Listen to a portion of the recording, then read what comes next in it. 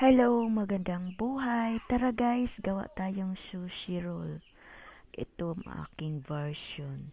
Pero bago yan, mag-intro muna tayo. Hi, this is DH Life. It's Kisa Barrio. Welcome to my YouTube channel.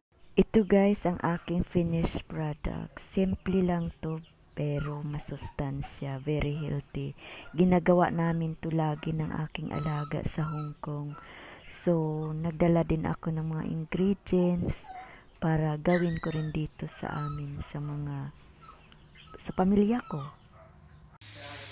Ito yun siya guys, kailangan din siya, balance din siya. So, depende na lang kung ilang scoop. Tikman na lang. Tapos, ayan, ganyan.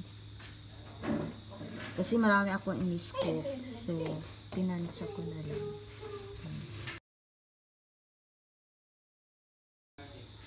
Japanese rice guys. Tapos, ito na siya. So, ito ang kanyang seasoning. Kailangan din.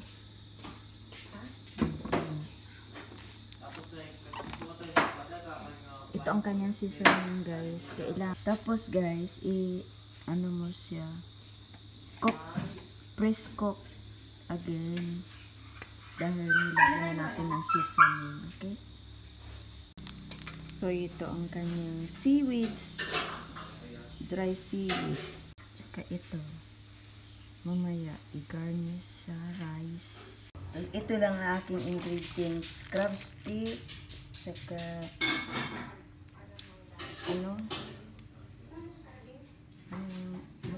mustard, seasoning, tsaka sausage. Yun lang ang ilalagay ko. Simple lang.